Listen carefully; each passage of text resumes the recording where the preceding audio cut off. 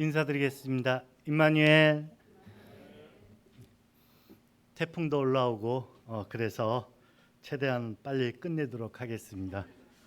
만약에 제가 너무 빨리 끝내면은 이 형제가 교제하고자 하는 내용에 대해서 정확하게 너무 많이 알아서 말이 너무 간결하구나 이렇게 이해해 주시면 감사하겠습니다. 예, 그림을 보면은 사도 바울인 줄 알겠죠?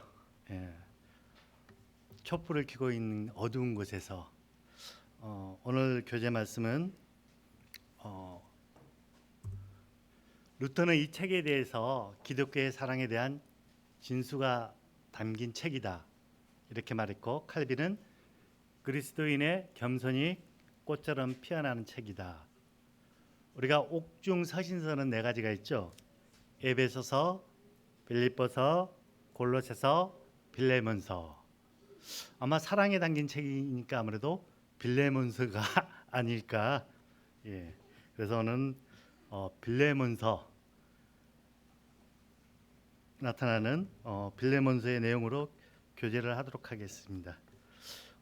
빌레몬서는 바울이 복음으로 인해 로마의 감옥에 갇혀 있을 때 골로새의 빌레몬이라는 형제에게 쓴 서신서입니다.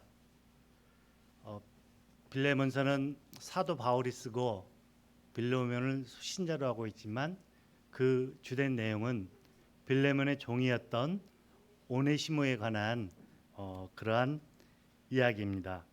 특별히 10절에서 보면 사도 바울이 빌레몬에게 오네시모를 위해서 간구하기 위함이라고 말하는 것을 보게 됩니다. 이처럼 빌레몬서의 주된 내용은 오네시모에 대한 그러한 내용이지만은 오늘 특별히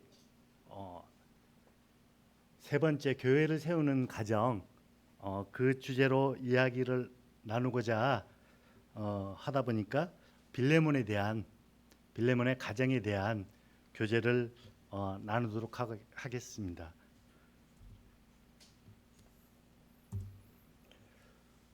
제가 특별히 빌레몬서 이 말씀을 교회를 세우는 가정, 빌레몬의 가정 이 말씀으로 교제를 준비한 이유는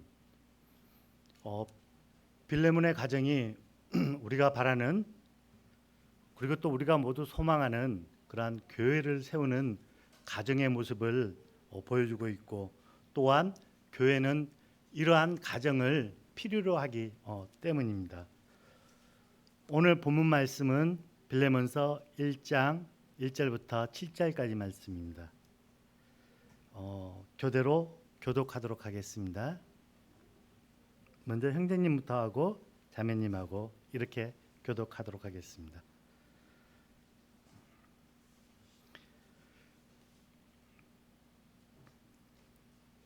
그리스도 예수를 위하여 갇힌 자 된 바울과 및 형제 디모데는 우리의 사랑을 받는 자요 동역자인 빌레몬과 자매 아베아와 우리와 함께 병사된 아키포와 내 집에 있는 교회에 편지하노라.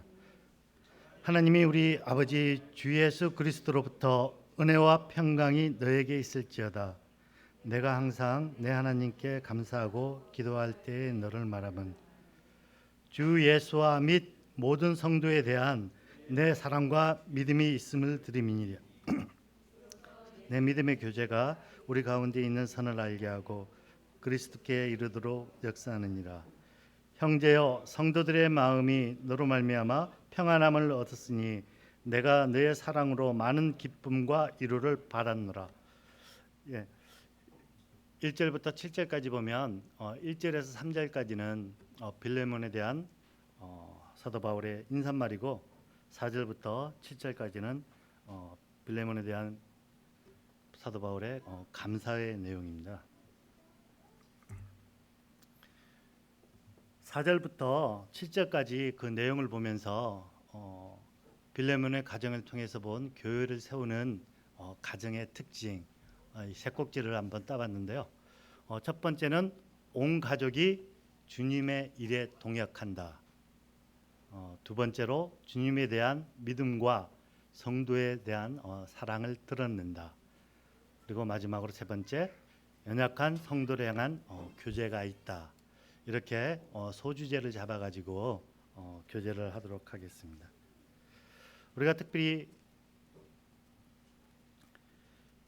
이렇게 온 가족이 주의 일에 대해서 동역하는 것을 보면 교회를 세우는 가정이 어떠한 역할을 하며 교회에 어떠한 영향을 미치는가에 대해서 보게 됩니다.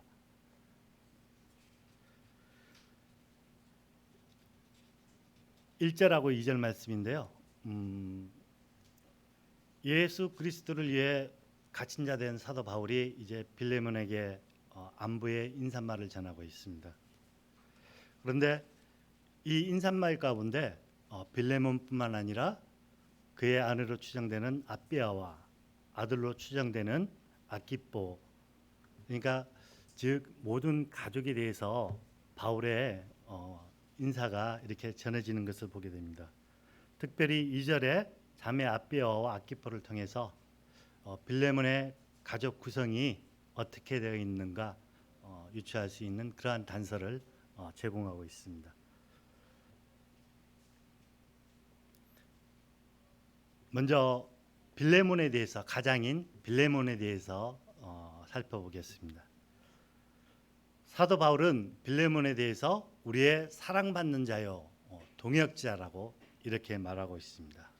빌레몬을 이렇게 소개하고 있습니다. 바울은 이렇게 빌레몬에 대해서 동역자라고 부르기를 주저하지 않는 것을 보게 됩니다. 이러한 동역자라는 말을 통해서 빌레몬이 골로새서 교회에서 중요한 사역을 담당했던 그러한 동역자였음을 알 수가 있습니다.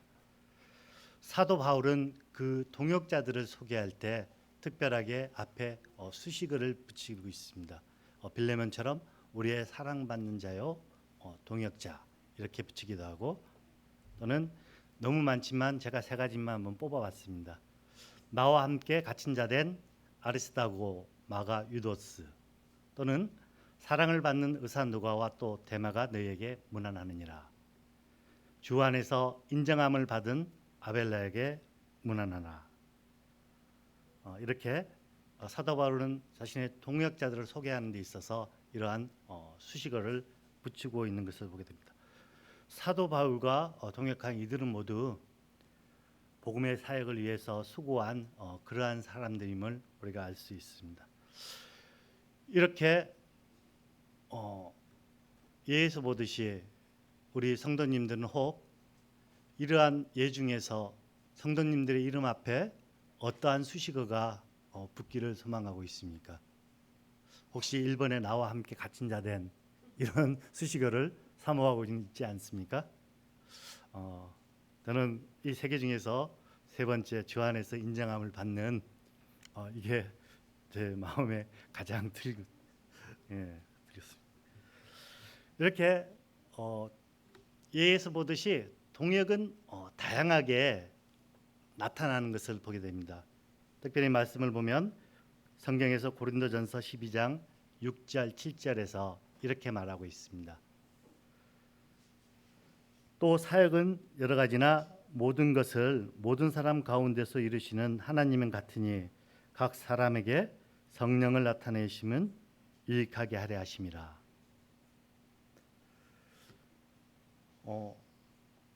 하나님께서는 성령의 은사 곧 이러한 사역들, 이러한 것들이 성도의 믿음의 분량에 따라 이렇게 다양하게 나뉘신다고 말씀을 하고 있습니다. 그러나 이러한 다양한 사역들은 모두 하나님을 위한 일이다. 그리고 이러한 것을 통해서 모든 사람이 유익을 얻는다. 이렇게 말씀하고 있습니다. 특별히 저희도 이러한 동역에 대한 상위성을 인정하고 서로 격려함으로 인해서 더욱더 이러한 동행의 사역들이 풍성이 일어나는 교회가 되기를 바라는 마음이 있습니다. 사도 바울은 1절에 이 인사말을 통해서 빌레몬에 대한 존중과 사랑을 드러내고 있습니다. 이 말은 사도 바울이 빌레몬에 대해서 얼마나 사랑하고 소중히 여겼다는 것을 이 인사말을 통해서 알 수가 있습니다. 우리도 사도 바울처럼 이렇게 동역하는 분들에 대해서 사랑과 존중을 드러내야 될 것입니다. 두 번째로 이제 아내로 추정되는 아비아. 제가 이 말씀을 준비하면서 저를 힘들게 했던 것이 두 가지가 있습니다. 그 중에 하나가 자매 아비아입니다. 단 두 단어. 도대체 이 두 단어를 가지고 어떠한 교제 이야기를 해야 될까? 많은 고민을 하게 되었습니다. 개역개정에는 자매 아비아 이렇게 나와 있는데 킴 제임스 번역에서는 사랑하는 자매 아비아 이렇게 나와 있습니다. 이 짧은 말씀을 통해서 우리는 그녀가 그리스도 안에서 신실한 믿음과 사랑의 소유자였음을 생각해 볼 수가 있습니다.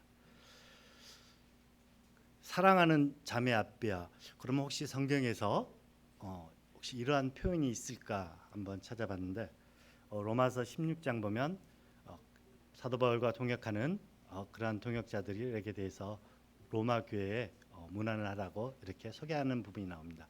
그 중에서 12절에 보니까 수고하고 사랑하는 버시에게 문안하라 이런 말이 나오는 걸 보니까 아무래도 자매 아비아는 많은 수고를 통해서 하나님의 일에 동역하지 않았나 생각하게 되었습니다.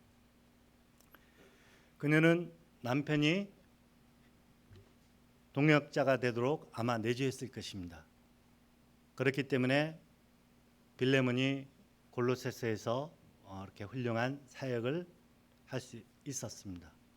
또한 그의 아들로 추정되는 아키포가 주님을 위한 그러한 신실한 일꾼이 되도록 기도하고 또 양육했을 것입니다. 그래서 아키포 또한 주님의 사역에 동참하는 그러한 것을 보게 됩니다. 그리고 특별히 이런 말씀에는 나와 있지 않지만은 분명한 것은 사실 형제님들이 모든 일을 저지르고 그 뒤를 감당하시는 부분들이 보통 이제 자매님들인 걸 보게 됩니다.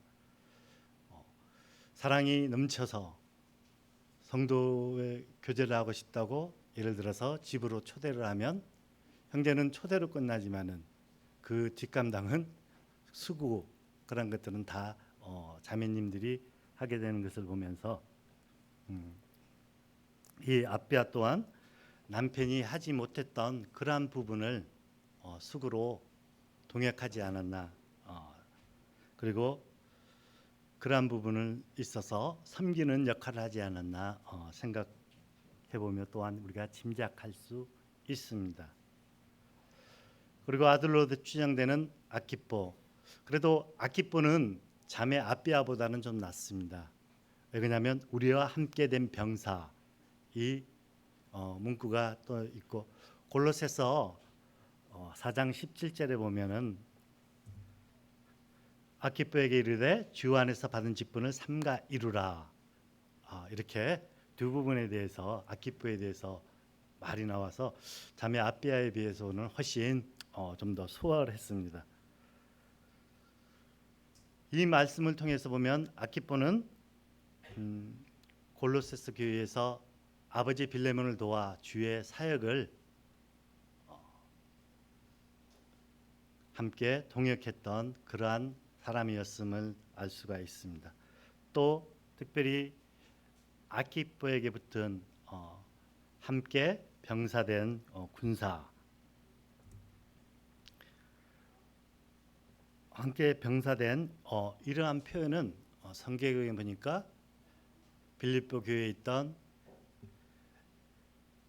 에바브라디도 에바브로디도에게 유일하게 사용되었던 그러한 칭호임을 보면서 이 또한 이러한 많은 수고와 노력 가운데 동역했던 그러한 사람이었음을 알게 되었습니다.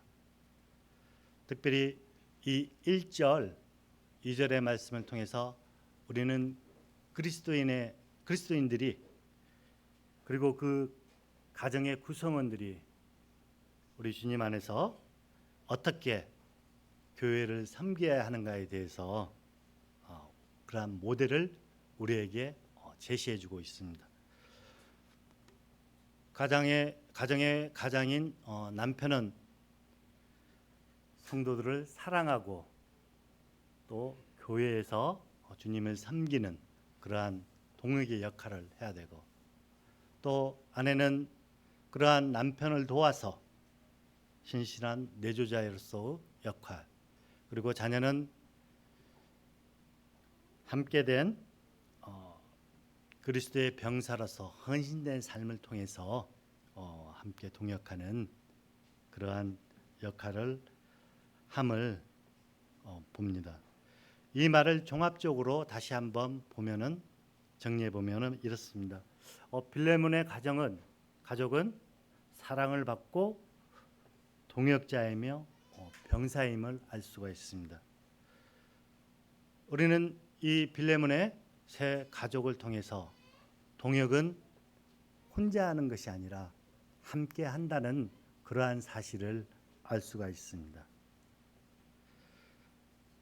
가족 전체가 주님을 뜨겁게 사랑하고 또 헌신된 일꾼의 모습을 보여주는 것이 하나님께서 우리 각 가정에게 바라는 그러한 모습이 아닐까 봅니다. 왜냐하면 우리는 다 그리스도 안에서 부르심을 받은 사람들이기 때문입니다.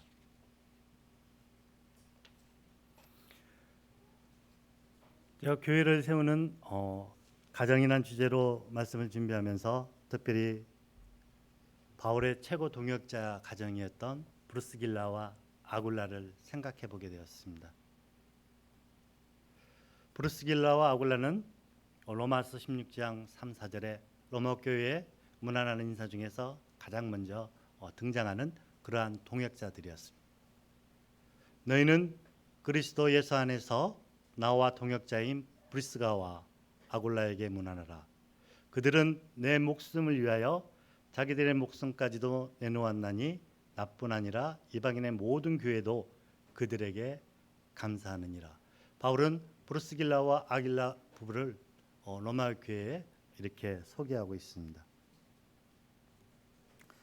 브루스길라와 아굴라는 사도 바울에게 있어서 나의 동역자였습니다. 저는 이 말이 너무 와닿았습니다. 누군가가 저를 부를 때 나의 동역자 이렇게 불러줬으면 얼마나 참 감사할까, 그런 생각을 하게 됐습니다.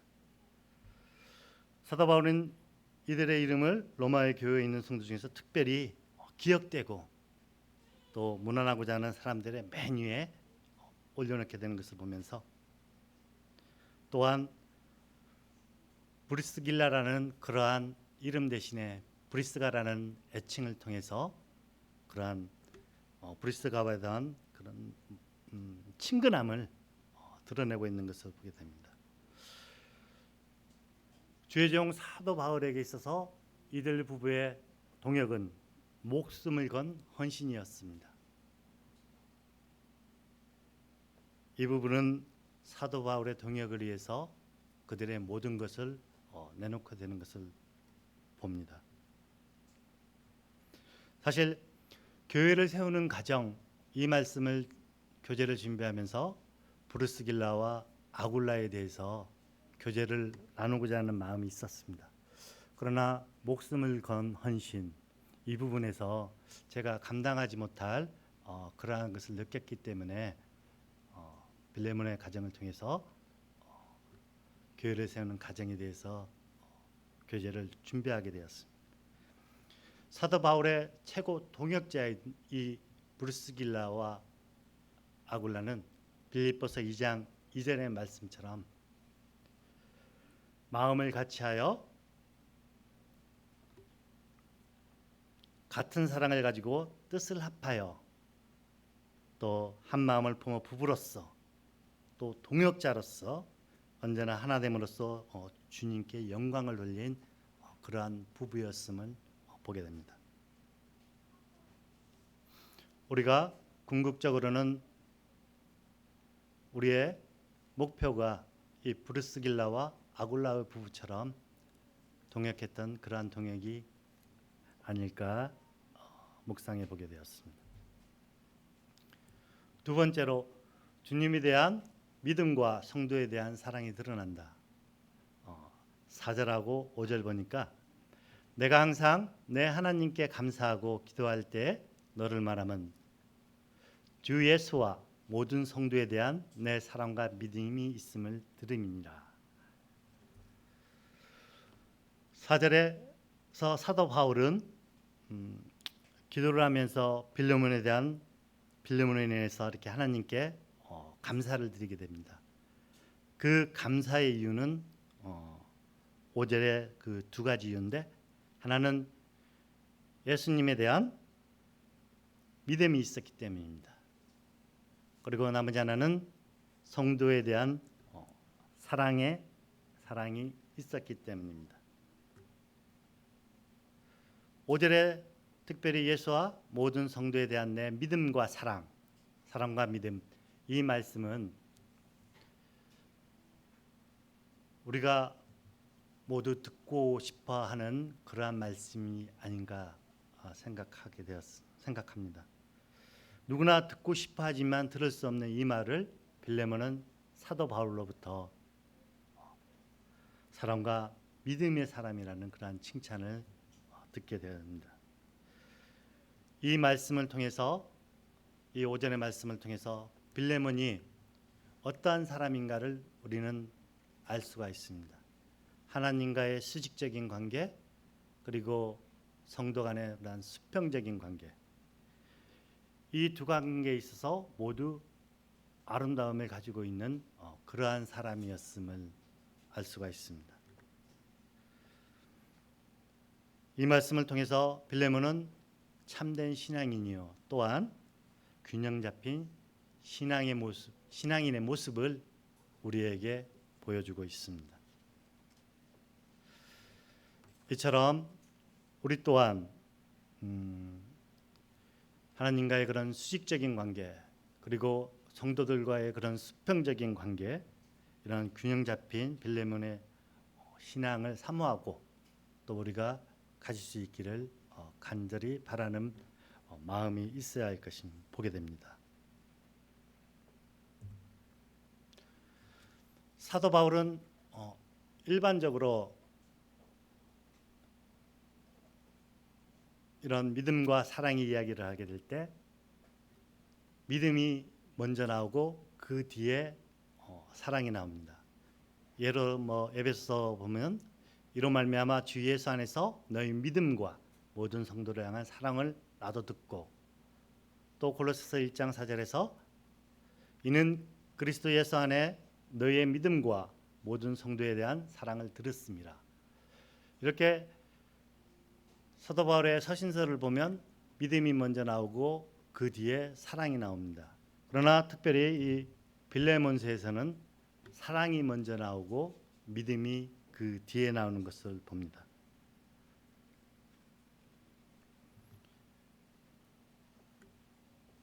보편적인 그러한 표현 방법과 달리 이렇게 믿음과 사랑이 사랑과 믿음으로 이렇게 역선을 취하고 있는 것을 보게 되는데, 이는 이와 같은 이러한 표현을 대구교차법이라고 합니다. 대구법이 있고 대구교차법이 있는데, 대구는 경상북도 대구가 아닙니다. 네.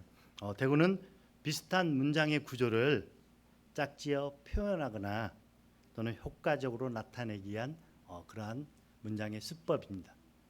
그리고 대구교차법은 이러한 대등한 어구를 반복할 때 첫 번째와 두 번째의 순서를 바꿔서 더 강조하기 위해서 이렇게 배열하는 표현의 방법입니다. 사도 바울이 이처럼 의도적으로 대구교차법을 통해서 대구교차법을 취한 이유는 특별히 빌레몬의 사랑에 초점을 맞추고 있지 않나 봅니다. 왜냐하면 이 서신서에 다룬 종이었던 오네시모를 사람 같는 형제로 받아들일 수 있는 것은 믿음에서 나오는 사랑의 문제이기 때문입니다. 이 5절의 말씀을 통해서 우리는 빌레몬의 신앙의 두 축이 믿음과 사랑이었음을 알게 됩니다. 믿음이 커지는 비결은 땡땡땡이다. 무엇일까요? 네, 맞습니다. 그리스도의 말씀입니다. 로마서 10장 17절에 보니까 믿음은 들음에서 나고 들음은 그리스도의 말씀으로 말미암니라. 이렇게 말하고 있습니다.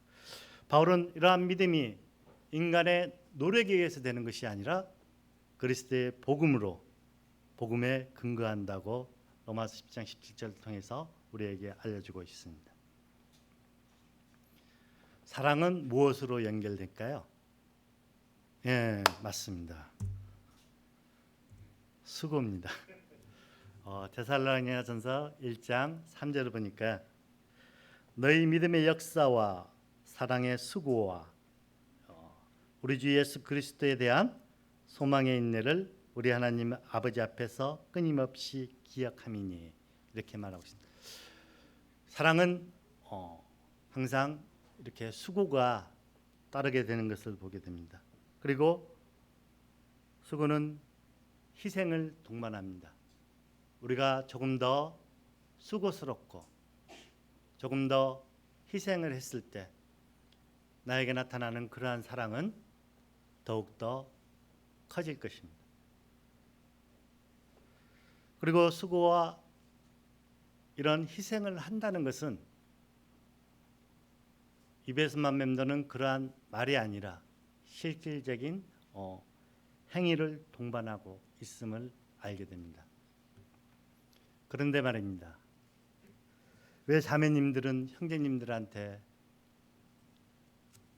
사랑해라고 해달라고 해보라고 이렇게 이야기를 할까요? 이미 형제님들은 자매님들에 대한 그러한 실천적인 행위를 통해서 사랑을 많이 표현하고 있는데 말입니다.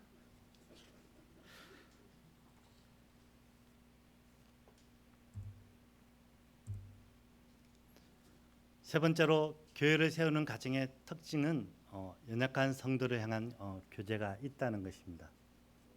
제가 서두에서 자매 아비야 이야기하면서 저를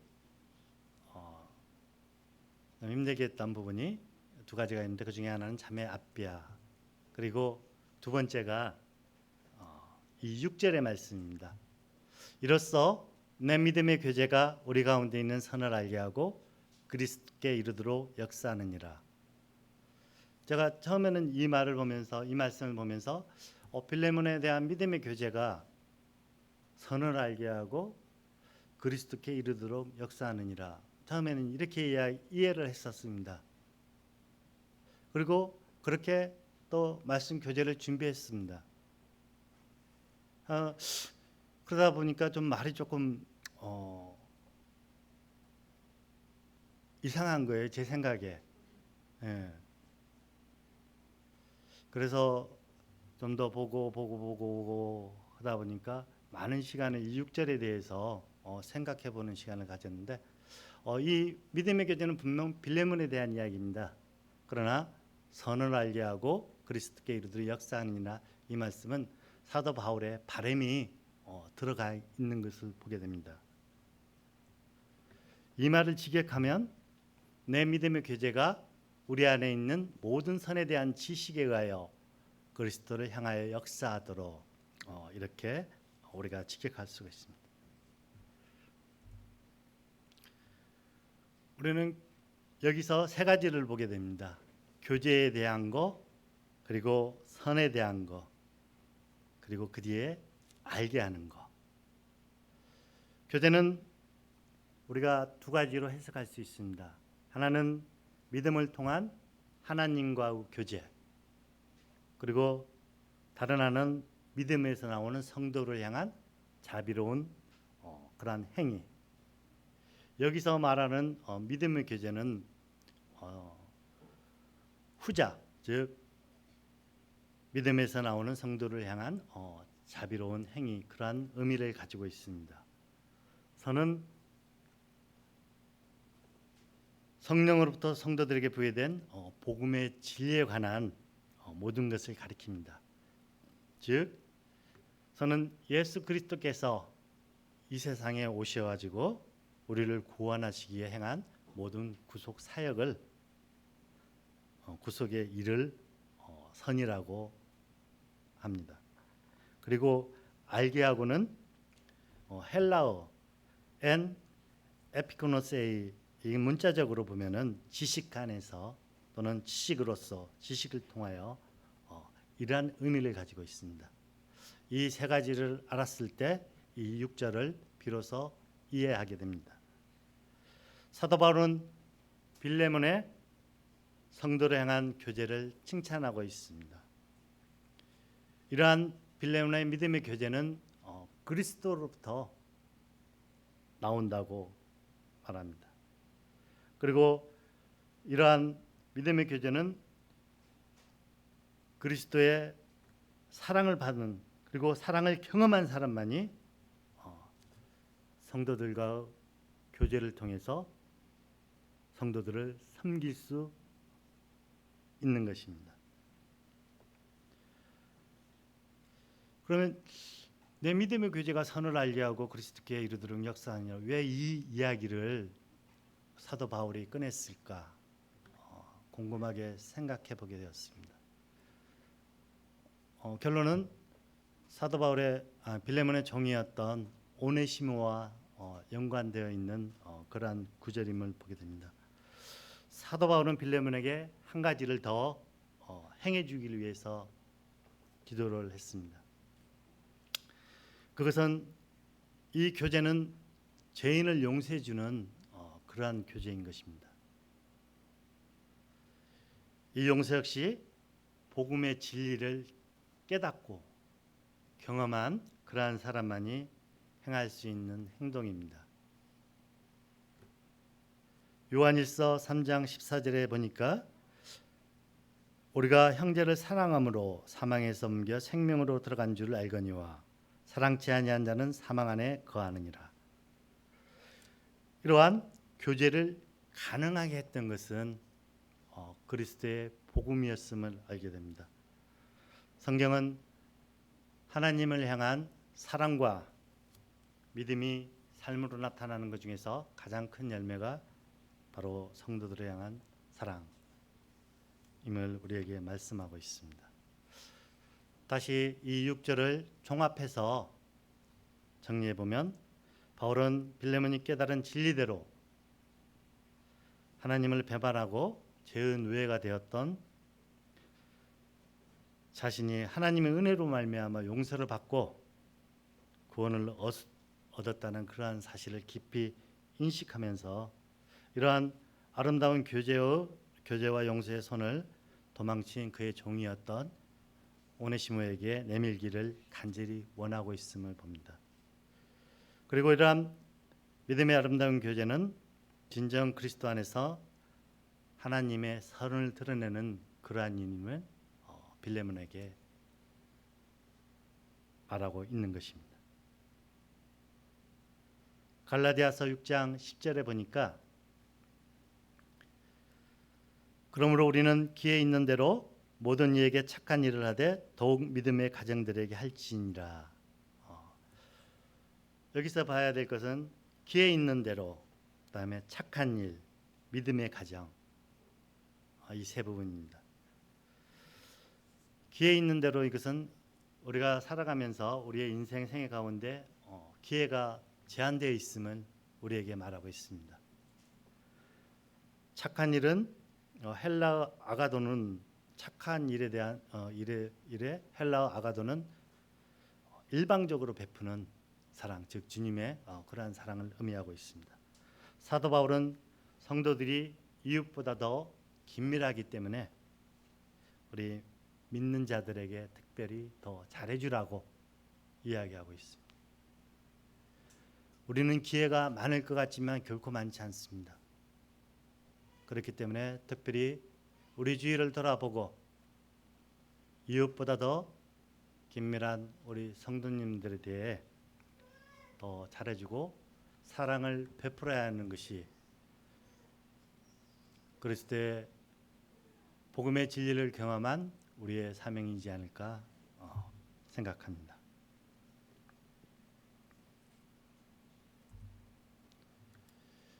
이 믿음의 교제를 통해서 우리가 알 수 있는 것은 교제는 믿음에서 나오는 자비로운 사랑의 행위다. 그리고 두 번째, 이러한 교제는 성도 간의 사랑으로 나타난다. 이러한 점입니다. 이제 사도 바울은 그런 빌레몬으로 인해서 얻은 유익에 대해서 말을 하고 있습니다. 7절 형제여 성도들의 마음이 너로 말미암아 평안함을 얻었으니 내가 너의 사랑으로 많은 기쁨과 위로를 받았노라. 너로 말미암은 5절에서 빌레몬이 성도들에게 베푼 그러한 사랑을 말하고 있는 것입니다. 사도 바울은 이 빌레몬의 사랑으로 인해서 성도들이 평안함을 얻었고 사도 바울 자신은 많은 기쁨과 위로를 받았다고 말하고 있습니다. 특별히 성도들이 받은 평안함은 일시적인 그러한 평안함이 아니었습니다. 아님을 봅니다. 우리가 그리스도에 대한 평안함은 일시적인 것이 아니며 그 단어가 우리에게 알려주듯이 계시록 4장 13절에 보니까 주 안에서 죽은 자는 복이 있다. 이러한 말과 같이 주 안에서는 죽은 자의 안식에 대해서도 이렇게 사용하기 때문에 일시적인 그러한 평안함이 아님을 알게 됩니다.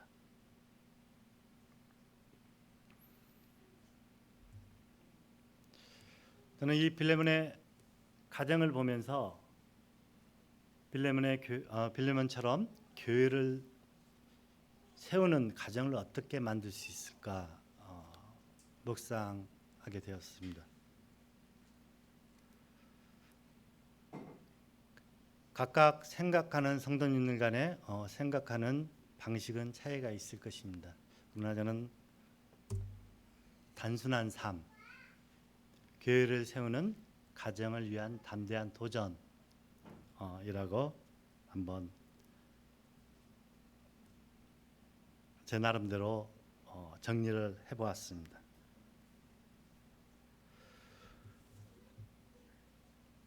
마음을 좀먹는 탐욕 때문에 우리는 늘 분주하게 이 세상을 살아가고 있습니다. 그러나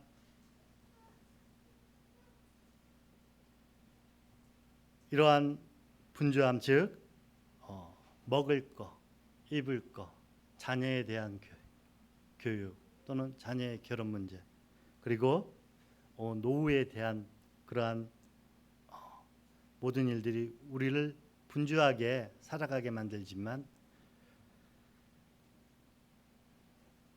그것은 우리에게 결코 큰 행복을 가져다 주지 못함을 보게 되었습니다. 우리가 이렇게 분주하게 살아가는 이유는 우리가 세상 속에 속해서 생활하고 있기 때문이지만은 그 안에서 우리가 교회를 세우는 그런 가정을 어떻게 만들 것인가에 대해서 우리가 한 번쯤은 생각해 보는 시간을 가지는 것이 우리에게 유익이 있다, 그렇게 생각을 했습니다.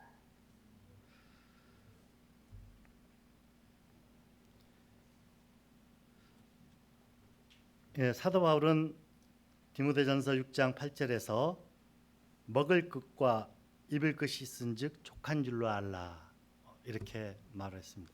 이 말씀을 단순히 그냥 적용해 보면 그냥 먹을 거, 입을 거 이것만 있으면 우리는 족한 삶이 되어야 돼.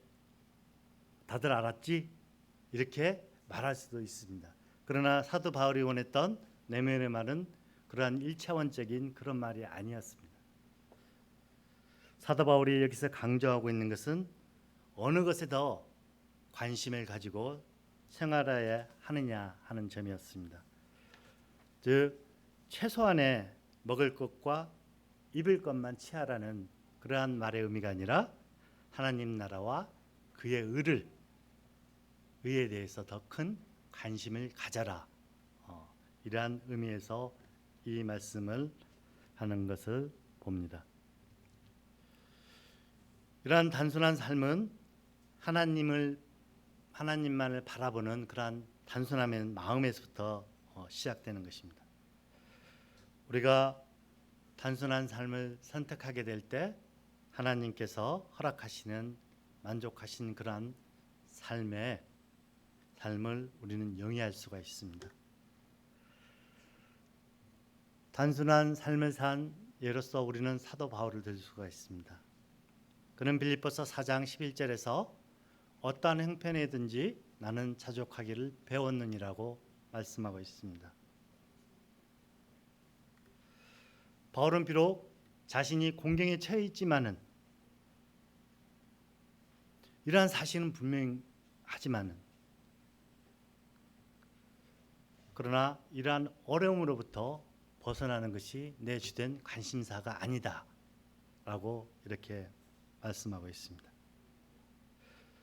이 말은 체념한다라는 그런 의미보다는 오히려 외적인 형편이 어떠하든지 근심과 걱정으로부터 나는 초연함을 배웠다.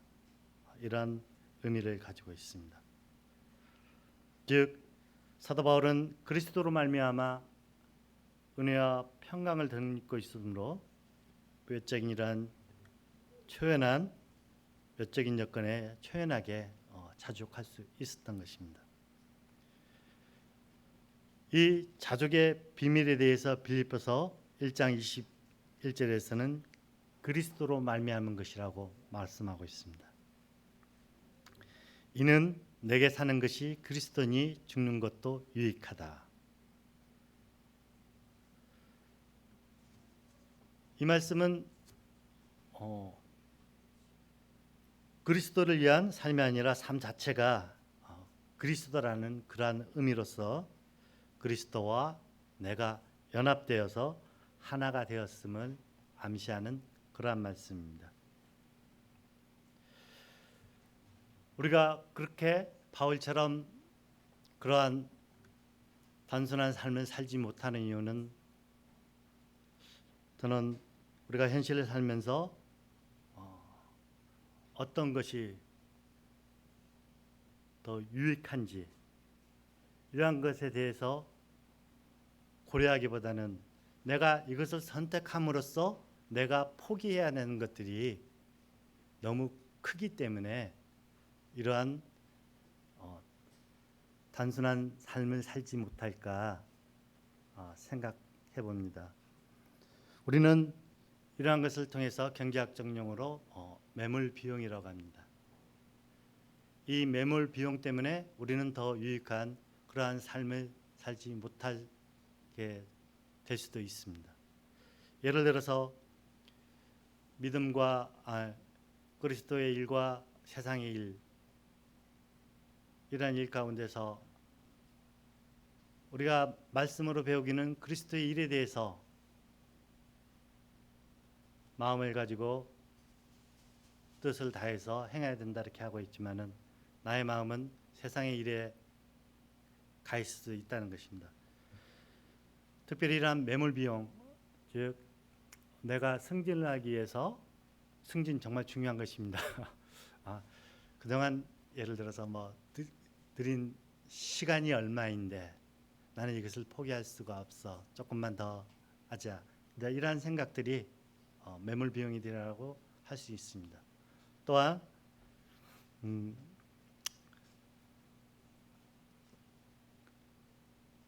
사업을 하면서 들인 시간과 노력 이런 것을 포기하고 하는 것도 또한 매몰 비용이라고 할 수 있습니다.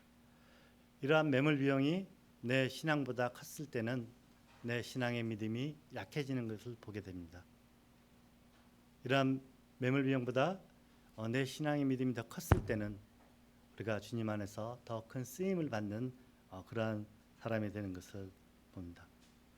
이처럼 이러한 단순한 삶은 단순히 우리가 과거로 돌아가자 그러한 향수가 담긴 그러한 말이 아닙니다.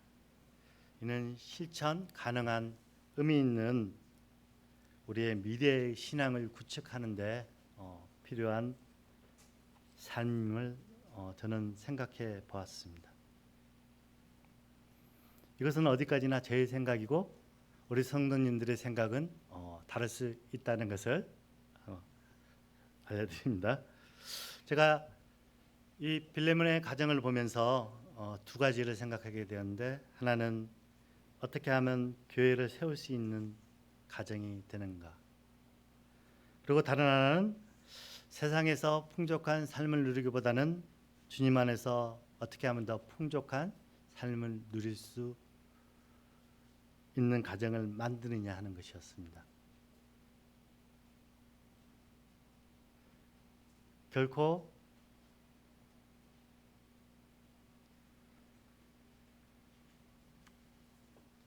이러한 풍족한 삶을 쫓다 보면, 거기에 연연하다 보면 제 자신의 믿음이 연약해지며 또한 주님 안에서 동역하는 데 있어서 그런 어려움이 오지 않을까 봅니다.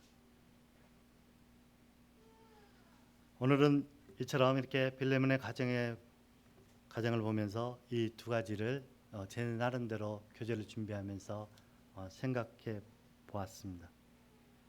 우리 성도님의 가정도 이 빌레몬의 가정처럼 모든 구성원이 주님 안에서 사랑을 받고 또 동역자라는 말과 주님에 대한 사랑, 그리고 성도에 대한 그러한 사랑에 대해서 수직과 수평이 균형 잡힌 그러한 신앙생활하는 가정, 또 마지막으로 성도들에 대한 사랑이나 그런 관용을 베푸는 것을 사모함으로써 교회를 세우는 가정이 되기를 바라며, 그러한 마음을 우리 성도님들과 함께 나누고자 오늘 말씀을 준비하게 되었습니다. 내가 과연, 그리고 우리 가정이 어떻게 교회를 세우는 가정이 될까? 오늘 말씀으로 끝나는 것이 아니고 돌아가셔서도 다시 한번 생각해보는 그러한 시간을 갖기를 소원하면서 오늘 말씀을 마치도록 하겠습니다. 감사합니다.